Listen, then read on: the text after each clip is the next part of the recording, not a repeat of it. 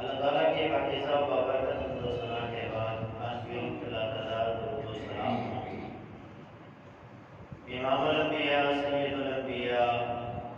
والی بقیع سرچشمہ صبر و رضا منبع عشق و ہدا آمینہ کلال بہتر حسن و جمال صاحب شکر و کمال جناب محمد رسول اللہ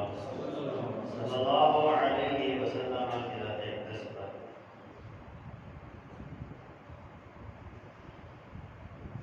برادران اسلام جو دوستوں پردہ نشین ماں بہن بیٹیوں،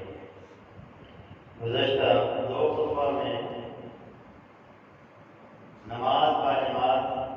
کی اہمیت و فضیلت کے حوالے سے چند گزارشات آپ حضرات کی گوش گزار کی گئی۔ آج بھی انشاءاللہ العزیز اللہ کی توفیق اور اس کی رحمت سے نماز با جماعت کی اہمیت و فضیلت پر گفتگو ہوگی۔ اللہ تعالیٰ حق بات کو میری زبان پہ جاری ساری فرمائے اور سننے کے بعد ہم سب کو اس پر عمل کرنے کی توفیق عطا فرمائے۔ نماز با جماعت جو ہے یہ ایک عظیم عمل ہے جس کی فرضیت خود رب تعالیٰ نے قرآن مجید میں نازل فرمائی اور اس کی فرضیت کو نبی علیہ السلام نے اپنے پیارے پیارے فرامین میں بیان فرمایا۔ قرآن مجید میں رب تعالیٰ نے ارشاد فرمایا اقیموا الصلاۃ، نماز قائم کرو، وآتوا الزکاۃ، اور زکوٰۃ ادا کرو، وارکعوا مع الراکعین، رکوع کرو رکوع کرنے والوں کے ساتھ۔ نماز قائم کرنے کا بھی حکم اس آیت میں رب تعالیٰ نے دیا اور نماز با جماعت ادا کرنے کا حکم بھی رب تعالیٰ نے اسی آیت میں دیا کہ رکوع کرو رکوع کرنے والوں کے ساتھ۔ اس آیت مبارکہ کی تفسیر میں حافظ ابن جوزی رحمۃ اللہ علیہ نے اپنی تفسیر زاد المسیر میں وارکعوا مع الراکعین کا ترجمہ اور تشریح کرتے ہوئے فرمایا ای صلوا مع المصلین، یعنی نماز پڑھو نماز پڑھنے والوں کے ساتھ۔ جہاں سب نمازی جمع ہو کر نماز پڑھتے ہیں وہاں ان کے ساتھ جا کر نماز پڑھو۔ قاضی غزالی رحمۃ اللہ علیہ نے تفسیر غزالی میں اور امام قرطبی نے تفسیر قرطبی میں اس آیت کی تفسیر میں لکھا ای فی جماعتہم، یعنی ان کی جماعت کے ساتھ جا کر نماز ادا کرو۔ تو اس آیت مبارکہ میں اللہ تعالیٰ نے اہل ایمان کو نماز کے قائم کرنے کے ساتھ ساتھ با جماعت نماز ادا کرنے کا حکم دیا۔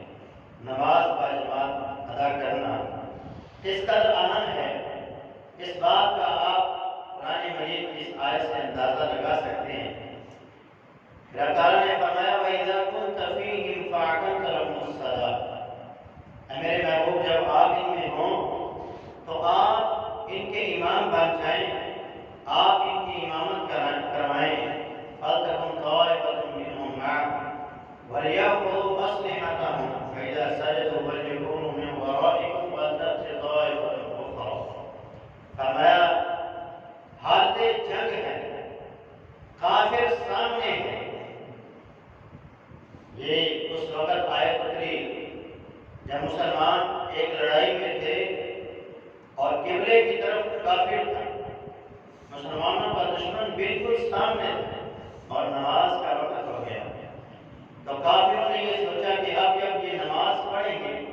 فَيَمِيلُونَ عَلَيْكُمْ مَيْلَةً وَاحِدَةً، تو ایک ہی حملے کے اندر وہ مسلمانوں کا کام تمام کر دیں گے، کیونکہ اس وقت مسلمان اپنا اسلحہ رکھ کر اللہ کے سامنے کھڑے ہوئے تھے۔ اس وقت ان کی یہ سوچ تھی تو اللہ تعالیٰ نے نماز و جماعت ادا کرنے کا حکم بھی دیا،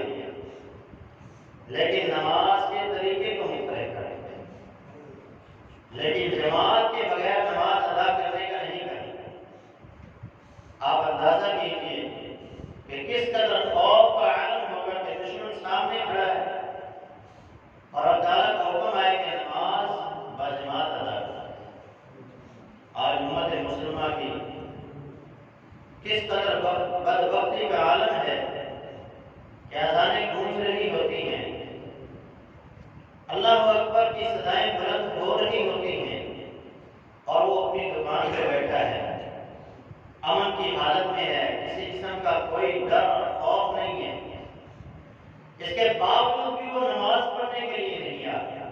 نماز پڑھتے ہی نہیں۔ یہ امت مسلمہ کی حالت ہو چکی ہے۔ باجماعت نماز ادا کرنا تو بہت بڑی بات ہے۔ آج ایسا دور آ چکا ہے کہ لوگ نماز ہی نہیں پڑھتے سرے سے۔ باجماعت نماز ادا کرنا کتنا اہم ہے، جو نماز چھوڑے گا اس کا کیا حال ہوگا۔ اللہ تعالیٰ نے حکم دیا کہ آپ ان کو نماز اس طرح پڑھیں کہ 2 صفحے بنا لکھیں، دونوں اکٹھے نماز شروع کریں گے۔ ایک رکعت ایک سجدہ جب ایک پہلی صف آپ کے ساتھ کر لیں گے تو وہ ایک سجدہ کرنے کے بعد جب امام اللہ اکبر کہے گا تو وہ اٹھ کے بیٹھ کے پیچھے چلی جائے گی، اور پیچھے والی جو صف ہے وہ آگے آ جائے گی اور وہ سجدہ کرے گی امام کے ساتھ، اور پھر وہ کھڑے ہو جائیں گے۔ اس طرح پھر دوسری رکعت، یہ پہلی رکعت امام کے ساتھ پڑھے گی، دوسری صف والے جو آگے آئے تھے اب وہ امام کے ساتھ ایک رکعت پڑھیں گے اور ایک سجدہ کر کے پیچھے چلے جائیں گے، اور پیچھے والے آگے آ کر وہ امام کے ساتھ ایک سجدہ کریں گے، اور جن کا ایک سجدہ رہ گیا تھا وہ ایک سجدہ اپنا پورا کر کے نماز کو امام کے ساتھ 2 رکعتیں پڑھ کے سلام پھیر دیں۔ ایک یہ طریقہ، ایک یہ تھا کہ ایک امام کے ساتھ صف بنا کر کھڑے ہو جائیں، وہ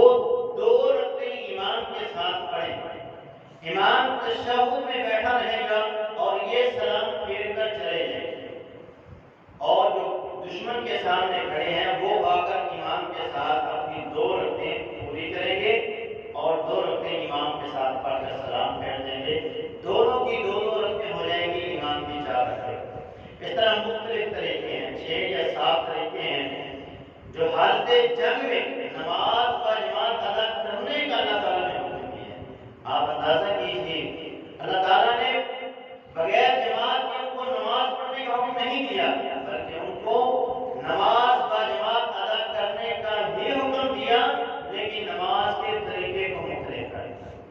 یہ نماز کی اہمیت ہے کہ انسان نماز باجماعت کبھی نہ چھوڑے۔ نماز باجماعت کس قدر اہم ہے آپ رسول اللہ صلی اللہ علیہ وسلم کی ان احادیث مبارکہ سے اندازہ لگائیں گے۔ سیدنا عبداللہ ابن عباس اس حدیث کو بیان کرنے والے ہیں، فرمایا اللہ کے رسول صلی اللہ علیہ وسلم نے من سمع النداء فلم یأتیہ، جو بندہ آذان سنتا ہے، جس کے کانوں میں مؤذن کی آواز پہنچ جاتی ہے، اللہ اکبر کی صدا اس کے کان میں آ گئی اور وہ نماز پڑھنے کے لیے نہیں آیا، آپ نے فرمایا فلا صلاۃ لہ الا من عذر، اگر اس کا کوئی عذر نہیں ہے تو اس کی نماز اللہ کے ہاں قبول نہیں ہے۔ وہ نماز گھر میں پڑھ رہا ہے، وہ دکان میں پڑھ رہا ہے، اگر شرعی عذر اس کے پاس نہیں ہے تو اس کی وہ نماز اللہ کے ہاں قبول نہیں ہے۔ دوسری حدیث جس کو مصنف عبدالرزاق اور امام ابن شیبہ نے مصنف ابن ابی شیبہ میں نقل کیا، سیدنا علی رضی اللہ تعالیٰ عنہ اس حدیث کو بیان کرنے والے ہیں، آپ نے فرمایا لا صلاۃ لجار المسجد، مسجد کے ہمسائے کی کوئی نماز نہیں ہے الا فی المسجد، سوائے مسجد۔ تو صحابہ نے کہا اے اللہ کے رسول ہمیں بتائیے ومن جارہ، مسجد کا جو ہمسایہ ہے وہ کون ہے؟ تو آپ نے اس کے جواب میں ارشاد فرمایا من اسمعہ المنادی، جس کو مؤذن کی آواز پہنچ جائے، جس کو مؤذن نے اپنی آواز سنا دی، وہ مسجد کا ہمسایہ ہے۔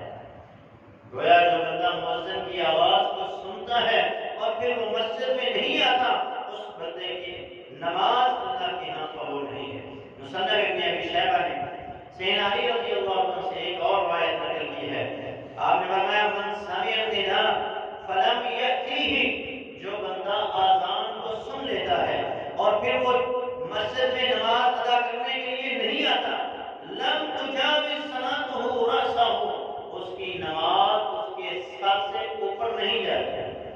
کیونکہ ہر مومن کا نیک عمل اللہ کی طرف جاتا ہے، اس کا نیک عمل زمین سے اٹھایا جاتا ہے اور آسمان کی بلندیوں کو چھوتا ہے اور پھر اللہ کی بارگاہ میں پیش کیا جاتا ہے۔ اور وہ بندہ جس نے نماز ادا کی لیکن مسجد میں باجماعت نہیں آپ کی ادا کی اور اس کے پاس کوئی عذر بھی نہیں ہے تو اس کی وہ نماز اس کے سر سے تجاوز نہیں کرے گی۔ مصنف ابن ابی شیبہ نے سیدنا عبداللہ ابن مسعود سے روایت نقل فرمائی، من سمع المنادی، جو بندہ مؤذن کی پکار کو سنتا ہے، ثم لم یجب من غیر عذر، اور بغیر عذر کے وہ نماز کو باجماعت ادا نہیں کرتا، فلا صلاۃ لہ، آپ نے فرمایا اس کی نماز اللہ کے یہاں قبول نہیں ہوتی۔ تو اندازہ کیجیے کہ جو بندہ مؤذن کی آواز کو سن لیتا ہے اور پھر باجماعت نماز ادا کرنے کے لیے مسجد نہیں آتا، اس بندے کی اللہ کے یہاں نماز نہیں۔ نماز باجماعت سے پیچھے رہنا یہ اہل ایمان کا شیوا نہیں ہے۔ اہل ایمان مسلمانوں کے کانوں میں جب مؤذن کی صدا پڑتی ہے پھر وہ مسجد میں آئے بغیر نہیں رہ سکتا، پھر وہ مسجد میں آئے بغیر نہیں رہ سکتا، اور جو پیچھے رہے گا آپ نے یہ علامت منافق کی بیان فرمائی۔ سیدنا عبید بن کعب رضی اللہ عنہ اس حدیث کے راوی ہیں، رسول اللہ صلی اللہ علیہ وسلم نے ایک دفعہ فجر کی نماز پڑھی۔ فجر کی نماز پڑھانے کے بعد آپ نے پوچھا کیا فلاں بندہ موجود ہے؟ تو جواب آیا نہیں۔ پھر آپ نے پوچھا کیا فلاں بندہ موجود ہے؟ جواب آیا نہیں۔ تو آپ نے اس کے بعد فرمایا ان ہاتین الصلاتین، بے شک یہ دو نمازیں جو ہیں اثقل علی المنافقین، منافقوں پر بڑی بھاری ہیں، ان کے لیے ان نمازوں میں آنا بڑا مشکل ہے۔ وَلَوْ تَعْلَمُونَ مَا فِيهِمَا، اگر تم جان لو کہ اللہ نے ان دو نمازوں کے اندر کیا اجر و ثواب رکھا ہے اور اس کی کیا فضیلت رکھی ہے، لَأَتَيْتُمَا وَلَوْ حَبًّا عَلَى الرُّكْبِ، اور بچے تمہیں اپنے گھٹنوں کے بل، سرینوں کے بل چل کر بھی مسجد میں آنا پڑتا تو تم آتے۔ اگر تمہیں پتہ چل جاتا کہ اس میں اللہ تعالیٰ نے کیا فضیلت رکھی ہے، اللہ تعالیٰ نے ان دو نمازوں کو باجماعت مسجد میں ادا کرنے کا کیا اجر و ثواب رکھا ہے، تو پھر کوئی بندہ بھی پیچھے نہ رہتا، چاہے وہ جتنا مرضی بیمار ہوتا، چاہے وہ جتنا مرضی اس کو تکلیف بھی کیوں نہ ہوتی، اگر اس کو گھٹنوں کے بل بھی چل کے آنا پڑتا، اپنی سرینوں کے بل بھی زمین پر گھستے ہوئے چل کے آنا پڑتا، تو وہ مسجد میں چل کر ضرور آتا، مسجد میں باجماعت نماز ادا کرتا۔ منافقین کی علامات رسول اللہ صلی اللہ علیہ وسلم نے ایک حدیث میں اس طرح بیان فرمائی۔ اس حدیث کو بیان کرنے والے سیدنا ابو ہریرہ اور امام احمد بن حنبل مسند احمد میں اس حدیث کو صحیح سند کے ساتھ نقل کرتے ہیں۔ آپ نے فرمایا ان للمنافقین علامات، بے شک اللہ تعالیٰ نے منافقوں کی چند علامتیں رکھی ہیں، یعرفون بہا، جن علامات کے ذریعے ان کی پہچان ہوتی ہے کہ یہ بندہ ایمان والا نہیں ہے، یہ بندہ منافق ہے۔ وہ کیا ہے؟ جب میں سناؤں گا تو ہر بندہ اپنے گریبان میں جھانکے کہ یہ حدیث مجھ پہ تو نہیں فٹ ہو رہی۔ آپ نے فرمایا تحیتہم لعنۃ، وہ آپس میں جب ملتے ہیں تو ایک دوسرے کو لعن طعن کرتے ہیں، جغل بازی کرتے ہیں، گالی گلوچ کرتے ہیں، جبکہ اہل ایمان کا یہ شیوا ہے حق المسلم علی المسلم ست، مسلمان کے مسلمان پر 6 حق ہیں، ان میں سے پہلا حق یہ ہے اذا لقیتہ فسلم علیہ، جب اس کو ملے تو اس کو سلام کریں۔ ایمان والے آپس میں سلام کہتے ہیں، اور منافق جب آپس میں ایک دوسرے کے آمنے سامنے ہوتے ہیں تو ایک دوسرے کو گالی گلوچ کرتے ہیں اور ان کو لعن طعن کرتے ہیں۔ وطعامهم نهبۃ، آپ نے فرمایا ان کا کھانا حرام کا ہوتا ہے، حلال نہیں کھاتے، ہمیشہ حرام کی طرف دوڑ لگاتے ہیں، لوٹ کا مال وہ ان کی غذا ہوتی ہے۔ آپ نے فرمایا غنیمتہم غلول، اہل ایمان کا مال غنیمت یہ ہے کہ وہ میدان جہاد میں اللہ کے لیے قتال کرتے ہیں اور پھر جو کافروں سے مال غنیمت ملتا ہے وہ مسلمانوں کا مال غنیمت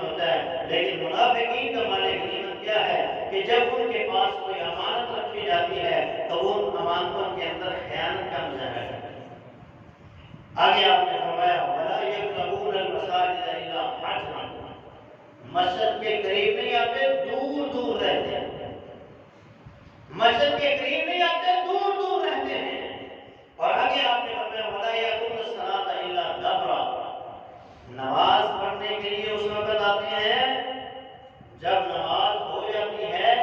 ہمیشہ نماز لیٹ پڑھنے کے لیے آتے ہیں۔ وہ ایک حدیث میں اللہ کے رسول صلی اللہ علیہ وسلم نے منافق کی نماز کے بارے میں بتلایا کہ وہ اثر کی نماز کے بعد بیٹھا رہتا ہے، بیٹھا رہتا ہے، بیٹھا رہتا ہے، یہاں تک کہ جب سورج غروب ہونے والا ہو جاتا ہے تو پھر وہ جلدی جلدی زمین پر اس طرح ٹوکے لگاتا ہے جس طرح کوا زمین سے دانے اٹھاتا ہے۔ یہ منافق کی نماز یعنی لیٹ کرتا ہے۔ اور آپ نے اس حدیث میں یہی بات بیان فرمائی ہے کہ وہ نماز کی طرف اس وقت آتے ہیں جب وقت گزرنے والا ہوتا ہے، نماز باجماعت ادا نہیں کرتے، مستقبل تکبر کرتے ہیں، یہ بھی منافقین کی علامت ہے۔ لا یعرفون ولا یعرفون، نہ وہ خود کسی سے محبت کرتے ہیں نہ ان سے کوئی محبت کرتا ہے۔ خوشبو باللیل، رات کے وقت اس طرح لیٹے ہوتے ہیں جس طرح لکڑیاں پڑی ہوتی ہیں، جس طرح وہ حرکت نہیں کرتی جس طرح وہ بھی ہوتی ہے۔ اور دن کے وقت کیا ہوتا ہے وَصَبْغٌ بِالنَّهَارِ، دن کے وقت شور و غل کرتے ہیں، دن کے وقت ہر بندے کے کان کھاتے رہتے ہیں، اور رات کے وقت لکڑیوں کی طرح پڑے ہوتے ہیں، اللہ کا ذکر نہیں کرتے، اللہ کی عبادت نہیں کرتے۔ اب ان علامات کو بندہ دیکھے اور سوچے کہ کیا یہ جو علامات اللہ کے رسول نے بیان فرمائی ہیں ہمارے اندر نہیں پائی جا رہی؟ اگر پائی جا رہی ہیں تو ان سے اپنے آپ کو بچائیے، یہ نفاق کی علامات ہیں، منافقت کی علامات ہیں۔ سیدنا عبداللہ بن مسعود رضی اللہ تعالی عنہ نے فرمایا من سرہ ان یلقى اللہ غدا مسلما، تم میں سے جو بندہ یہ بات پسند کرتا ہے اسے یہ بات خوش کرتی ہے کہ وہ کل قیامت کے دن جب اللہ سے ملے تو اسلام کی حالت میں ملے، مسلمان ہو کر ملے، تو اس کو چاہیے فَلْيُحَافِظْ عَلَىٰ هَٰؤُلَاءِ الصَّلَوَاتِ حِينَ يُنَادِي بِهِنَّ، اس کو چاہیے کہ وہ ان نمازوں کی حفاظت کرے، جب ان کی اذان دی جاتی ہے فوراً اذان سنتے ہوئے مسجد میں آ جائے۔ ہونا تو یہ چاہیے کہ وہ اذان ہونے سے پہلے ہی مسجد میں آئے، لیکن اگر ایسا نہیں ہوتا تو اللہ اکبر کی صدا ہوتی ہے تو اس کو چاہیے کہ وہ اللہ اکبر کی پکار کو سنتے ہوئے فوراً مسجد کی طرف نکل جائے۔ اور اسی حدیث کے آخر میں سیدنا عبداللہ بن مسعود فرماتے ہیں وَلَقَدْ رَأَيْنَا وَمَا يَتَخَلَّفُ عَنِ الصَّلَاةِ إِلَّا مُنَافِقٌ، ہم اللہ کے رسول کے دور میں اس بندے کو منافق سمجھتے تھے جو بندہ نماز سے پیچھے رہ جاتا ہے۔ اللہ کے رسول کے دور میں بھی منافقین مقدم ہوتے تھے، آگے آگے بڑھ کر نماز پڑھتے تھے تاکہ ہمارا نفاق ثابت نہ ہو۔ اور آج اہل ایمان کی حالت ہے کہ اذانیں ہو رہی ہوتی ہیں اور وہ اپنے کاموں کے اندر مشغول ہیں، اپنی دکان کے اندر مشغول ہے، اپنے گھر میں بیٹھا ہے، دعا نہیں رکھتا۔ اللہ کے بندو، نماز باجماعت بہت اہمیت کی حامل ہے، اس سے پیچھے نہ رہیں، نہیں تو ایسا ایسا نفاق ہمارے دلوں میں گھر کر جائے گا اور ہم ایمان سے خالی ہوتے جائیں گے، اور آپ کو وقت آئے گا کہ جب اذانیں ہو رہی ہوں گی اور مسجد میں نماز پڑھنے والا کوئی نہیں۔ اللہ ہمارے دلوں میں نماز باجماعت کی محبت کو پیدا فرمائے۔ جو بندہ نماز باجماعت سے پیچھے رہ جائے، سستی کرتا ہے، نبی علیہ السلام نے اس کے بارے میں کیا ارشاد فرمایا؟ سید عائشہ بن ابو ہریرہ اس حدیث کو بیان کرنے والی مصنف عبدالرزاق کی حدیث کو نقل کی، فرمایا من سمع النداء فلم یجب، جو بندہ اذان سنتا ہے اور پھر مؤذن کی پکار کو سنتے ہوئے مسجد میں نہیں آتا، اس کا جواب دینے کا مطلب یہ ہے کہ وہ مسجد میں آ کر باجماعت نماز ادا نہیں کرتا، لم یرد خیرا ولا یرد به، اس بندے سے کسی قسم کی خیر کی توقع نہیں کی جا سکتی، وہ بندہ کبھی کسی کے ساتھ بھلائی نہیں کرے گا جو بندہ باجماعت نماز سے سستی کرتا ہے، جو بندہ نماز سے پیچھے رہتا ہے یہی وجہ ہے لوگ آج کہتے ہیں وہ بڑا حاجی ہے، انہیں ایڈی لمبی داڑھی رکھی ہوئی ہے، پھر بھی چھڑا پھرم تو باز نہیں آتی۔ اس سے خیر کیسے ہو سکتی ہے کہ جس کے بارے میں اللہ کے رسول نے آج سے 1400 سال پہلے کہہ دیا کہ یہ بندہ جو نماز کے اندر سستی کا مظاہرہ کرتا ہے، نماز باجماعت ادا نہیں کرتا، فرمایا اس سے کسی قسم کی خیر کی توقع نہیں کی جا سکتی اور نہ کوئی اس کے ساتھ خیر کرتا ہے۔ جیسے وہ دوسروں کو چونا لگانے پہ لگا ہوا ہے، لوگ اس کو بھی چونا لگائے، جس طرح وہ لوگوں کو دھوکہ دیتا ہے، لوگ اس کو دھوکہ دے جاتے ہیں۔ اور اس بندے سے خیر کیسے ہو سکتی ہے جس کے دل پر اللہ مہر لگا دے، جس کے دل سے اللہ نرمی کو نکال دے، اس کے دل پر اللہ مہر لگا دے اور اس کے دل کو بند کر دیا جائے گا، تو پھر اس سے خیر کیسے آ سکتا ہے؟ نبی علیہ السلام کی حدیث ہے، عبداللہ بن عمر اس حدیث کو بیان کرنے والے آپ نے فرمایا لَيَنْتَهِنَّ أَقْوَامٌ عَنْ وَضْعِهِمُ الْجَمَاعَاتِ، لوگوں کو باز آ جانا چاہیے کہ وہ جو نماز باجماعت سے پیچھے رہتے ہیں، جو نماز باجماعت ادا کرنے میں سستی کا مظاہرہ کرتے ہیں، جماعت کو چھوڑتے جا رہے ہیں، أَوْ لَيَخْتِمَنَّ اللَّهُ عَلَىٰ قُلُوبِكُمْ، کہیں ایسا نہ ہو کہ اللہ ان نمازوں میں سستی کی وجہ سے تمہارے دلوں پر مہریں لگا دے، ثم لتكونن من الغافلين، پھر تم غافلوں میں سے ہو، غافلوں میں تمہارا شمار ہے۔ ابن منذر نے اور ابن حزم نے المحلہ میں اس روایت کو نقل کیا، بیان کرنے والے سیدنا ابو ہریرہ ہیں، فرمایا لَأَن يَمْتَلِيَ أُذُنَا ابن آدم رصاصا مذابا، ابن آدم کے کانوں کو سیسے پگھلا کر اس پہ مار دینا، خیر لہ من ان یسمع المنادی، اس بات سے بہتر ہے کہ وہ مؤذن کی اذان کو سنتا ہے، ثم لا یجیبہ، پھر وہ اس کی پکار کو قبول نہیں کرتا، اذان سنتا ہے اور پھر باجماعت نماز ادا نہیں کرتا، یہ اس کے لیے اس سے بہتر یہ تھا کہ اس کے کان میں تانبے کو پگھلا کر اس کے کان میں ڈال دیا جائے اور اس کے کانوں کو بھر دیا جائے، یہ اس کے لیے بہتر ہے۔ اور اس نے وہ کام کیا کہ مؤذن کہتا رہا اللہ اکبر، تو یہ کہتا رہا میری دکان بڑی، میرا گھر بڑا ہے، میری بیٹھ بڑی، میری مجلس بڑی، میرے دوست بڑے، اللہ اکبر کی سلام کو سنتا رہا اور یہ اپنے آپ کو بڑا سمجھتا رہا، تو اس کے لیے ایسی سزا تو ہوگی کہ اس کے کان میں سیسا پگھلا کے ڈال دیا جائے اور اس بندے کی ندامت کا کیا عالم ہوگا کہ موت کا وقت ہے، فرشتے اس کی جان کو اس کے جسم سے نکال رہے ہیں۔ قرآن کہتا ہے اللہ اذا بلغت التراقی وقیل من راق، جب انسان کی جان حلق کو آتی ہے، حلق کو جب اس کی جان پہنچتی ہے اور ڈاکٹر کہتے ہیں کہ اب ہمارے بس میں کچھ نہیں ہے، تو پھر کہتے ہیں وقیل من راق، لاؤ کسی دم کرنے والے کو، وہ اس پہ سورہ یاسین کو پڑھے، اس کی جان لینا چاہیے۔ وقیل من راق، کسی دم کرنے والے کو لاؤ، والتفت الساق بالساق، پھر پنڈلیوں کے ساتھ ٹکراتی ہیں، ایک پنڈلی دوسرے کے ساتھ ٹکراتی ہے، جان نکلنا شروع ہو جاتی ہے، وَظَنَّ أَنَّهُ الْفِرَاقُ، انسان سمجھتا ہے اب وقت جدائی آن پہنچا ہے، اب اس دنیا سے میرا تعلق ختم ہو گیا، ناطہ ٹوٹنے والا ہے، تعلق ٹوٹنے والا ہے، اب میرے بچے یتیم ہونے والے ہیں، میری بیوی بیوہ ہونے والی ہے، میرے بھائی ان کا بازو ٹوٹنے والا ہے، آج میرے بوڑھے باپ کی کمر جھک جانے والی ہے،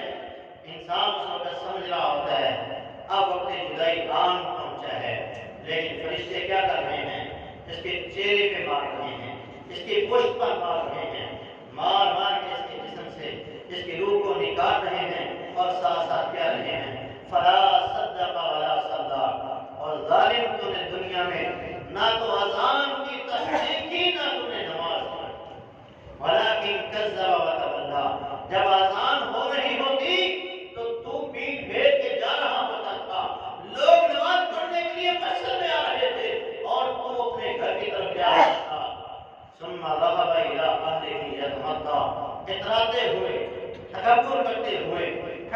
کرتے ہوئے تو اپنے گھر کی طرف جا رہا تھا، تو یہ اس وقت ندامت ہوگی اس انسان کو کہ جس نے دنیا میں نماز باجماعت ادا نہیں کی ہوگی، اور موت کے وقت اسے اس شرمندگی کا سامنا ہوگا۔ مرنے کے بعد جب قیامت کا دن ہوگا، تمام اولاد آدم اللہ کے سامنے کھڑی ہوگی۔ اہل ایمان مسلمان لا الہ الا اللہ پڑھنے والے رب کے سامنے کھڑے ہوں گے۔ یوم یکشف عن الساق ویدعون الی السجود، رب تعالیٰ اپنی پنڈلی سے پردے کو ہٹا دے گا، حجاب کو ہٹا دے گا، اور لوگوں کو کہا جائے گا آؤ اللہ کے سامنے سجدہ ریز ہو جاؤ، رب کے سامنے سجدہ ریز ہو جاؤ۔ لیکن فلا یستطیعون، یہ جو دنیا میں بے نماز رہے، یہ جو دنیا میں جب انہیں نماز کے لیے بلایا جاتا تو یہ بھاگ جاتے تھے، تو یہ قیامت کے دن سیدھے کے سیدھے کھڑے رہ جائیں گے اور انہیں سجدہ کرنے کی توفیق نہیں نصیب ہوگی۔ اللہ تعالیٰ ہمیں دنیا میں بھی اپنے سامنے سر سجود ہونے کی توفیق عطا فرمائے، اور قیامت کے دن جب ساری کائنات رب کے سامنے سجدہ ریز ہوگی، اللہ اس دن بھی ہمیں اپنے سامنے سجدہ کرنے کی توفیق عطا فرمائے۔ نماز باجماعت کس قدر اہم ہے، سیدنا ابو درداء رضی اللہ عنہ نے اپنے شاگرد معدان بن ابی طلحہ سے کہا این مسکن کا، تیرا گھر کہاں سے آتے ہیں؟ قال فی قریۃ دبیب حمص، میں حمص کے قریب ایک علاقہ ہے وہاں سے آتا ہوں، حمص کے قریب ایک بستی ہے وہاں سے آتا ہوں۔ تو سیدنا ابو درداء نے اس سے کہا ما من ثلاثۃ فی قریۃ ولا قرية، کوئی بستی، کوئی شہر یا کوئی دیہات یا کوئی محلہ ایسا نہیں لا تقام فیہ الصلاۃ، کہ جس کے اندر 3 لوگ ہوں، 3 لوگ، اور وہاں وہ نماز کو قائم نہ کریں الا استحوذ علیہم الشیطان، اللہ ان پہ شیطان کو مسلط کر دیتا ہے، شیطان ان لوگوں پہ اپنا تسلط قائم کر لیتا ہے۔ فعلیک بالجماعۃ، آپ نے فرمایا کہ وہ جماعت کو لازم اختیار کر لینا، کیونکہ اکیلی بکری جو ریوڑ سے جدا ہو جاتی ہے اس کو بھیڑیا نہیں چھوڑتا، اسی طرح جو بندہ مسجد سے دور ہو جائے گا، جو جماعت سے دور ہو جائے گا، شیطان اس پہ ایسا تسلط کرے گا کہ اس کو اسلام سے دور کر دے گا، اس کو گمراہ کر دے گا۔ اس لیے ہر بندہ مومن کو چاہیے کہ وہ باجماعت نماز ادا کرتا رہے اور لوگوں کے ساتھ اپنا میل جول قائم رکھے، جماعت سے، مسلمانوں کی تنظیم سے، مسلمانوں کے گروہ سے الگ نہ ہو، الگ ہوگا تو تباہی اس کا مقدر ہے اور شیطان اس کو سیدھے راستے پر بھٹکائے گا۔ نماز باجماعت کس قدر اہم ہے، سیدنا عبداللہ بن ام مکتوم جن کی شان میں اللہ رب العالمین نے پوری سورہ عبس ادا فرمائی، نبی علیہ السلام کے پاس آتے ہیں اور 7 عذر پیش کرتے ہیں، 7 عذر پیش کرتے ہیں، ان 7 عذروں کو سنیں اور پھر دیکھیں کیا ہم میں سے کوئی ایسا ہے جس میں یہ عذر پایا جاتا ہے۔ اللہ کے رسول نے ان کے 7 عذر سننے کے بعد انہیں کیا کہا، وہ پہلا عذر پیش کرتے ہیں انی رجل ضریر البصر، میں اندھا آدمی دیکھ نہیں سکتا۔ دوسرا عذر شاسع الدار، میرا گھر مسجد سے دور ہے۔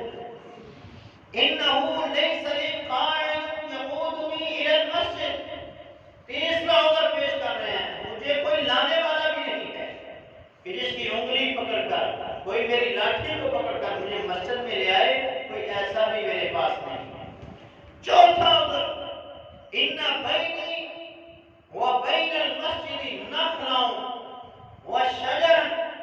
میرے گھر اور مسجد کے درمیان جنگلات ہیں، جنگل ہیں اور بہت زیادہ درخت ہیں، میں ان درختوں سے ٹکرا جاتا ہوں، مجھے نظر نہیں آتی، یہ عذر ہے میرا۔ 5واں عذر پیش کرتے ہیں ان المدینہ کثیر الحوام والسباع، مدینہ جو ہے اس کے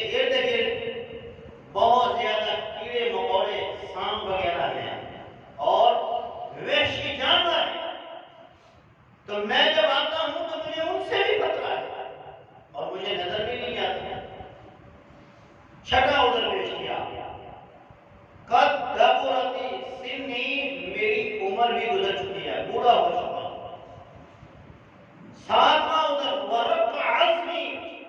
میری ہڈیاں جو ہیں وہ کمزور ہو چکی ہیں۔ یہ 7 عذر کس کے سامنے پیش کیے گئے؟ رحمت للعالمین، اس کائنات کے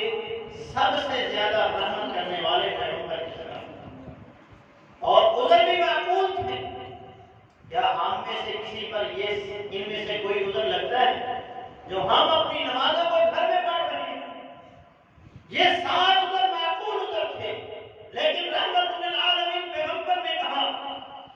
جب اس نے کہا کہ میرے لیے کوئی رخصت ہے کہ میں اپنی نماز گھر میں پڑھوں، آپ نے فرمایا حل تسمع النداء، کیا تو اذان سنتا ہے؟ کیا تیرے کان میں مؤذن کی آواز پڑتی ہے؟ قال نعم، تو اس نے جواب میں کہا ہاں، اللہ کے رسول، مؤذن کی آواز میرے گھر تک آتی ہے۔ آپ نے فرمایا ما اجد لک رخصتا، میں تیرے لیے کوئی رخصت نہیں لاتا، تجھے نماز مسجد میں ہی پڑھنی پڑے۔ اور ایک ہم ہیں کہ اتنے گھٹے صحت مند ہیں، اور ان میں سے کوئی عذر بھی ہمارے پاس نہیں ہے، اور اس کے باوجود ہم نماز مسجد میں نہیں پڑھنے آتے، باجماعت نماز بھی نہیں ادا کرتے۔ اور ہم میں سے تو اکثریت ایسی ہے کہ نماز پڑھتے ہی نہیں، ایک بندہ ہے وہ پڑھتے ہی نہیں، ایک ہے باجماعت نہیں پڑھنے آتے۔ یہ باجماعت جو بندہ نہیں پڑھتا، اس کے لیے ہے کہ اس کی نماز اللہ کے ہاں قبول نہیں ہوتی، اس کی نماز اس کے سر سے تجاوز نہیں کرتی، اس کی نماز اللہ کے ہاں قبول نہیں کی جائے گی۔ جو بندہ بغیر عذر کے نماز پڑھنے کے لیے مسجد میں نہیں آتا، عذر کیا ہے کہ بہت شدید بارش ہو رہی ہے، اور اس شدید بارش میں آپ کے لیے مسجد میں آنا ممکن نہیں، یا تیز آندھی چل رہی ہے، یا اس قدر بیماری کا حملہ ہے کہ اب آپ اٹھ کے بیٹھ نہیں سکتے، چل نہیں سکتے، تو اس صورت کے اندر آپ کو اجازت ہے کہ آپ جہاں ہیں وہاں نماز پڑھ۔ اس کے علاوہ اگر آپ کے پاس ان عذروں میں سے بھی کوئی عذر ہے تو آپ کو پھر بھی مسجد میں نماز باجماعت ادا کرنی پڑے گی، نہیں تو آپ کی نماز اللہ کے ہاں قبول نہیں۔ آپ نے ان سے کہا فَعَجِبْ فَاتِحَا فَهَلَّا حَيَّا، آپ نے فرمایا قبول کرے گا تو مؤذن کی پکار کو، اور تجھے مسجد میں آنا پڑے گا، اور پھر جلدی آنا پڑے گا، لیٹ بھی نہیں کرنا پڑے گا۔ نماز باجماعت کس قدر ضروری ہے؟ آپ نے فرمایا من صلی للہ 40 یوما فی جماعت، جو بندہ 40 دن باجماعت نماز ادا کر لیتا ہے، کتبت لہ برأتان، اس بندے کے لیے 2 برات لکھ دی جاتی ہے، 2 آزادیاں لکھ دی جاتی ہیں، برات من النار، برات من النفاق۔ ایک اس کو نفاق سے پاک کر دیا جاتا ہے، اس کے دل سے منافقت کو نکال دیا جاتا ہے، اور ایک اس کو جہنم سے بری کر دیا جاتا ہے۔ تو 40 دن نماز باجماعت ادا کرنا یہ بہت عظیم عمل ہے، یہ کوئی آسان عمل نہیں ہے کہ ہم کہیں کہ ہم 40 دن پڑھ لیں گے۔ آپ پڑھ کے دیکھیں، 2-4 دن پڑھیں گے، کوئی نہ کوئی کام پڑھ کے، جب آپ 40 دن باجماعت نماز ادا کر لیں گے تو یاد رکھیے آپ ہر کام کے اوپر مداومت اختیار کر سکتے ہیں، ہر کام کی حفاظت کر سکتے ہیں، ہر کام کو وقت پر کر سکتے ہیں۔ آپ 40 دن نماز باجماعت ادا کریں گے۔ رسول اللہ صلی اللہ علیہ وسلم کی ایک حدیث ہے جس میں آپ نے فرمایا اول ما تقبلون من دینکم الامانہ وآخرہ الصلاۃ، میری امت سے دین کے معاملات میں سے سب سے پہلی چیز جو ختم ہوگی وہ امانت ہے، اور آخری چیز جو میری امت سے اٹھائی جائے گی وہ نماز باجماعت کی پابندی۔ میری امت میں سب سے پہلی چیز امانت ختم ہوگی، امانت رکھی جائے گی، لوگ اس میں خیانت کریں گے، اور آخری جو چیز اس امت سے اٹھائی جائے گی وہ نماز کی پابندی ہوگی۔ سلف صالحین اسی لیے نماز باجماعت کی بڑی پابندی کرتے ہیں۔ سیدنا علی رحمۃ اللہ علیہ ان کے بارے میں آتا ہے ما اقیمت الصلاۃ منذ اسلمت الا وانا علی اصول، وہ کہتے ہیں کہ جس دن سے میں نے اسلام قبول کیا اس کے بعد سے آج تک جتنی میری زندگی گزر گئی ہے، جب بھی اذان ہوئی میں وضو کر کے مسجد میں موجود تھا۔ نماز باجماعت تو پھر بات کا عمل ہے نا، وہ نماز